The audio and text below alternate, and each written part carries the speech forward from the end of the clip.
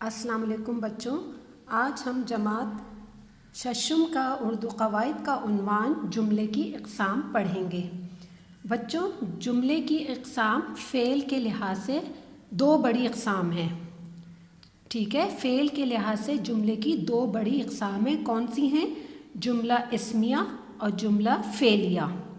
جملہ اسمیہ کیا ہوتے ہیں بچوں؟ جس جملے میں فعل ناقص آئے اور کوئی نہ کوئی خبر ہو، جیسے عابد بیمار ہے، نجمہ اپنے کمرے میں تھی وغیرہ۔ یعنی فعل ناقص وہ ہے بچوں جس جملے میں فعل نہ ہو، وہ کیا ہے؟ فعل ناقص۔ جیسے عابد بیمار ہے، نجمہ اپنے کمرے میں تھی، تو اس میں کوئی فعل نہیں ہے، تو یہ کیا ہے؟ جملہ اسمیہ۔ جس جملے میں فعل ناقص آئے وہ کیا ہے؟ جملہ اسمیہ۔ اب اسی طرح جملہ فعلیہ کیا ہے؟ جس جملے میں فعل تام آئے۔ فعل تام کسے کہتے ہیں؟ جس جملے میں فعل اور مفعول کا ذکر کیا جاتا ہے اسے فعل تام کہتے ہیں۔ اور ناقص میں کیا ہے؟ جس جملے میں فعل نہ ہو وہ کیا ہے؟ جملہ اسمیہ۔ اور جملہ فعلیہ کیا ہے؟ جس جملے میں فعل اور مفعول کا ذکر کیا جاتا ہے وہ کیا ہے؟ جملہ فعلیہ، ٹھیک ہے؟ جس جملے میں فعل تام آئے اور جس میں فعل اور مفعول کا ذکر کیا جاتا ہے، جیسے اسلم نے روٹی کھائی، ارشد نے سبق پڑھا۔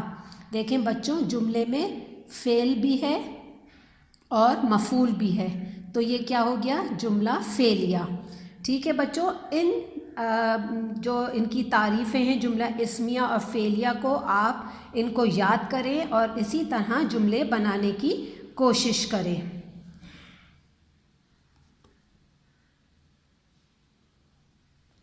اب بچوں ہم اس کی مشق کی طرف بڑھتے ہیں۔ مندرجہ ذیل جملوں کے سامنے ان کی اقسام پہچان کر لکھیے۔ تندرستی ہزار نعمت ہے۔ اب بچوں اس جملے سے کیا آپ کو پتہ چل رہا ہے؟ تندرستی ہزار نعمت ہے، اس میں فعل کا ذکر نہیں ہے، تو یہ کیا ہوگا؟ جملہ اسمیہ۔ اب کیا ہے دوسرا جملہ؟ عائشہ نے نقشہ بنایا۔ اب اس سے آپ کو ظاہر ہو رہا ہے نقشہ مفعول ہے اور فعل کیا ہے؟ بنایا، تو یہ کیا ہوگا؟ جملہ فعلیہ۔ اسی طرح یہ سارے جملے میں پڑھ رہی ہوں، آپ اپنی کوشش سے ان جملوں کے آگے ان کی اقسام پہچان کر لکھیے۔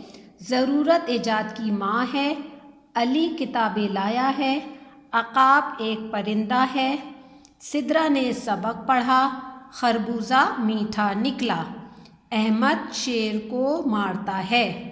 ٹھیک ہے بچوں، آپ ان کی جو میں نے تعریفیں سمجھائی ہیں ان کو پڑھیے اور پھر اس مشق کو پہچان کر، ان کی اقسام پہچان کر ان کو مکمل کرنے کی کوشش کیجیے۔ آپ اور مزید جملے بنائیے اور ان اقسام کو خود سوچ کر لکھیے اور اس کام کو نہایت بہترین خوش خطی کے ساتھ مکمل کیجیے۔ بچوں ہمارا اگلا عنوان ہے متشابہ الفاظ۔ متشابہ الفاظ کے آپ کو پہلے بھی بتا چکی ہوں، بولنے میں وہ ایک جیسے ہوتے ہیں، جیسے برس اور برس بولنے میں بالکل ہم آواز لگتے ہیں لیکن ان کے معنی علیحدہ ہوتے ہیں۔ جیسے ہے برس سال، برس بیماری کا نام ہے، ٹھیک ہے؟ بصر آنکھ، بصر گزارنا، ثواب نیکی کا بدلہ، ثواب درست، آری اوزار، آری خالی، صفیر پرندے کی آواز، صفیر غیر ملک کا نمائندہ، ٹھیک ہے؟ عبد بندہ، عبد ہمیشہ، اثر زمانہ، اثر نتیجہ۔